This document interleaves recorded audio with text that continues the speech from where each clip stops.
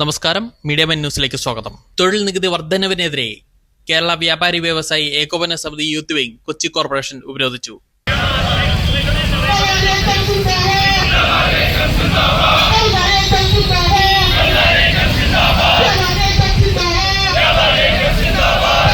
ഏറ്റവും ഗൗരവമായ ഒരു ആവശ്യം ഉന്നയിച്ചുകൊണ്ടാണ് നമ്മൾ ഈ സമരത്തിന് ഏർപ്പെട്ടിട്ടുള്ളത്. അതിൽ ഏറ്റവും പ്രധാനം തൊഴിൽ നികുതിയുടെ വർധനവാണ്. തൊഴിൽ നികുതിയുടെ വർധനവെന്ന് പറയുമ്പോൾ വ്യാപാര മേഖലയ്ക്ക് അപ്പാടെ വലിയ ആഘാതം സൃഷ്ടിക്കുന്ന ഒന്നാണ്. ചെറുകിട വ്യാപാര മേഖലയിൽ സ്വയം തൊഴിൽ കണ്ടെത്തി ജീവിക്കുന്ന ഈ നാട്ടിലെ 10 ലക്ഷത്തോളം വരുന്ന വ്യാപാരികളെ പൂർണ്ണമായും ബാധിക്കുന്ന ഈ പ്രശ്നത്തിൽ സർക്കാർ ഇടപെടണം എന്നുള്ളതാണ് നമ്മുടെ ഏറ്റവും പ്രധാനപ്പെട്ട ആവശ്യം. അതുപോലെ യൂസർ ഫീ, ഈ യൂസർ ഫീയുടെ പേരിൽ എത്ര ഇരട്ടിയാണ് സർക്കാർ പണം വ്യാപാരികളിൽ നിന്ന് പിടിച്ചുപറിക്കുന്നത്, കോർപ്പറേഷൻ പിടിച്ചുപറിക്കുന്നത് എന്നുള്ളത് ഇവിടുത്തെ കോർപ്പറേഷൻ അധികാരികൾ മനസ്സിലാക്കണം.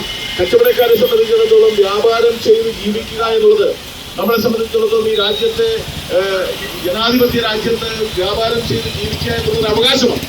അവകാശം എന്ന് പറയുന്നത് ഈ നാട്ടിലെ ആർക്കും ഒരു ബുദ്ധിമുട്ടുമില്ലാതെ സ്വന്തമായി സ്വയം തൊഴിൽ കണ്ടെത്തി ജീവിക്കുകയാണ്.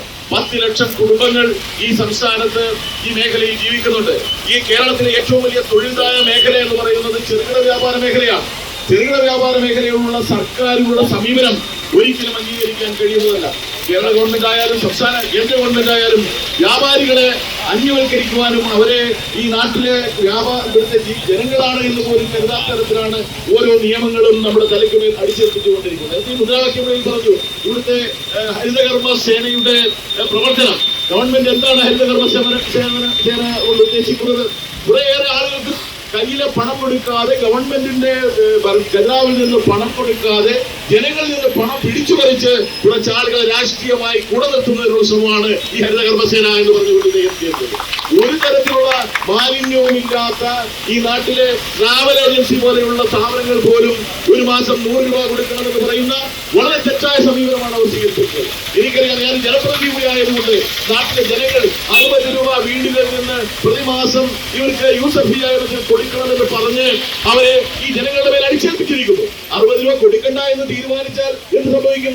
ഒരു വർഷം കഴിയുമ്പോൾ 720 രൂപ ഇവർ അടക്കേണ്ടതായിട്ട് വരും. അവർക്ക് എന്തെങ്കിലും ഒരു സേവനം നഗരസഭയിൽ നിന്നോ കോർപ്പറേഷനിൽ നിന്നോ പഞ്ചായത്തിൽ നിന്നോ ലഭിക്കണമെങ്കിൽ ഈ 720 രൂപ അടച്ചെങ്കിൽ മാത്രമേ അവർക്ക് എന്തെങ്കിലും ഒരു സേവനം ആ പ്രദേശത്ത് ലഭിക്കൂ എന്നുള്ളതാണ് ഇത് സംബന്ധിച്ചുള്ളത്. അതുപോലെ തന്നെ നികുതി, മറ്റു കാര്യം. ഈ രാജേഷ് എന്ന് പറയുന്ന മന്ത്രിയുമായി ഞാൻ തന്നെ 3 or 4 തവണ ചർച്ചയിൽ സംസാരിച്ചിട്ടുണ്ട്. വളരെ നിശ്ചയദാത്മകമായ നിലപാടാണ് അദ്ദേഹം പലപ്പോഴും ചെയ്യുന്നത്. വ്യാപാരികൾ, നിങ്ങൾ പണക്കാരല്ലേ, നിങ്ങൾ കുത്തക മുതലാളിമാരല്ലേ എന്ന നിലയിലാണ് അവർ സംസാരിക്കുന്നത്. എന്നാൽ കേരളത്തിലെ കുത്തകകൾക്ക് വേണ്ടി ചുവന്ന പരവതാനി വിരിച്ചു കൊടുക്കുന്ന ഗവൺമെന്റാണ് കേരളം ഭരിക്കുന്നത്. നിങ്ങൾക്കറിയാം, ഇവിടെ ലുലു മാൾ, ഇവിടെ ഈ പ്രദേശത്തെ കച്ചവടക്കാരന്റെ അന്തകനായി മാറിയിട്ടുള്ള ഒരു വലിയ സ്ഥാപനമാണ് പ്രവർത്തിക്കുന്നത്. നിങ്ങൾ ഈ മെട്രോയിലൂടെ യാത്ര ചെയ്യുമ്പോൾ നിങ്ങൾക്കറിയാം, മെട്രോയിൽ നിന്നൊരു ഗുഹ, മെട്രോയിൽ നിന്നൊരു വഴി ഈ ലുലുവിലേക്ക് വെച്ചിരിക്കുകയാണ്. ആലുവ മുതൽ ഏതാണ്ട് തൃപ്പൂണിത്തുറ വരെയുള്ള ഈ മെട്രോ ട്രെയിനിൽ യാത്ര ചെയ്യുന്നവർ നേരെ അവിടെ വന്നിറങ്ങി ലുലുവിലേക്ക് നേരിട്ട് പോകാൻ വേണ്ടി കഴിയും. എന്ത് നിലയാണ്, എന്ത് നിയമമാണ്, എന്ത് നിലപാടാണ് ഗവൺമെന്റിന്? ഒരു സ്വകാര്യ വ്യക്തിക്ക് വേണ്ടി രാജ്യത്തെ ഒരു വലിയ പൊതുമേഖലാ സ്ഥാപനമായിട്ടുള്ള ഇവിടുത്തെ മെട്രോ ട്രെയിനിൽ നിന്ന് ഇവിടെ കൊണ്ടുവന്ന് ഈ തരത്തിൽ അവർക്ക് കയറി പോകാനും അവിടെ സാധനങ്ങൾ വാങ്ങിക്കൊണ്ട് അതുപോലെ തന്നെ തിരിച്ചു പോകും. ആലുവയിൽ ഒരാൾ കയറിയാൽ അവിടെ ഇറങ്ങി സാധനം മേടിച്ച് തിരിച്ചു വന്ന് അത് കയറി തൃപ്പൂണിത്തുറയ്ക്കോ ആലുവയ്ക്കോ എവിടെയാലും പോകും.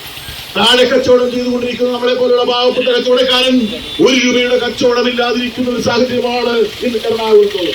എറണാകുളത്തെ വ്യാപാരം MG റോഡ് നമുക്ക് കണ്ടറിയാം, ശൂന്യമായി കിടക്കുന്ന MG റോഡ്. ഒരു കാലഘട്ടത്തിൽ MG റോഡിലെ വ്യാപാരം എന്തായിരുന്നു? ഈ പ്രദേശത്തെ ഓരോ സ്ഥലത്തെയും വ്യാപാരം എന്തായിരുന്നു? ഇന്ന് നമ്മെ സംബന്ധിച്ചിടത്തോളം ഏറ്റവും അപകടകരമായ അവസ്ഥയിലേക്ക് നമ്മുടെ സംസ്ഥാനത്തെ വ്യാപാരം ഇടിഞ്ഞില്ലാതായിക്കൊണ്ടിരിക്കുന്നു. നമുക്ക് ഇവർക്കെല്ലാം എതിരായിട്ടുള്ള പോരാട്ടം നടത്തണം. ഈ രാജ്യത്തെ കേന്ദ്ര ഗവൺമെന്റിന്റെ വ്യാപാര നയത്തിൽ വലിയ മാറ്റം വരുത്തേണ്ട ആവശ്യകതയുണ്ട്. എന്താണ് കേന്ദ്ര ഗവൺമെന്റിന്റെ വ്യാപാര നയം? ലോകത്തെവിടെയുമുള്ള കുത്തകൾക്ക് ഇന്ത്യയിൽ വന്ന് വ്യാപാരം ചെയ്യാം. ഈ നാട്ടിലെ വൻകുത്തകൾ, റിലയൻസ് അടക്കമുള്ളവർ, അതുപോലെ തന്നെ ടാറ്റ അടക്കമുള്ളവർക്ക് വ്യാപാരം ചെയ്യാം എന്നതുപോലെ തന്നെ വിദേശത്തു നിന്നുള്ള മുഴുവൻ കുത്തകൾക്കും വാൾമാർട്ട് പോലെയുള്ള കുത്തകൾ ഇന്ത്യയിലേക്ക് വരിക. എന്താണ് ഇന്ത്യയിൽ വരുന്നതിന് അവരുടെ താല്പര്യം? 150 കോടി ജനങ്ങളുണ്ട് ഇന്ത്യയിൽ. 150 കോടി ജനങ്ങൾ, അതിൽ നിന്ന് 3 കോടിയോ 5 കോടിയോ ജനങ്ങളുടെ വ്യാപാരം ലഭിച്ചാൽ തന്നെ അവരുടെ വ്യാപാരത്തിൽ ഒരു ഉന്നതം ലഭിക്കുന്നതുകൊണ്ടാണ് അവരെല്ലാം ഇന്ത്യയിലേക്ക് വരുന്നത്. ഇപ്പോൾ പല സ്ഥലത്തും വ്യാപാരികൾക്ക് നേരെ, എന്നാൽ വ്യാപാരികളെ സഹായിക്കുന്ന ഒരു നിലപാടും ഗവൺമെന്റിനെ സ്വീകരിക്കുന്നില്ല. അതിനെതിരായ വലിയ ഉജ്ജ്വലമായ പോരാട്ടങ്ങൾ നമുക്ക് നടത്തേണ്ടതായിട്ടുണ്ട്. പോലീസ് ബാരിക്കേഡ് മറികടന്ന് കോർപ്പറേഷനിലേക്ക് തള്ളിക്കയറാൻ ശ്രമിച്ച യൂത്ത് വിംഗ് ജില്ലാ president Pradeep Jose, youth wing നേതാക്കളായ Sushil Kothari, P Rahul, KC Suneesh, KC Muraleedharan, Shihab, CK Riyas എന്നിവരെ പോലീസ് അറസ്റ്റ് ചെയ്ത് നീക്കി. News desk media mind.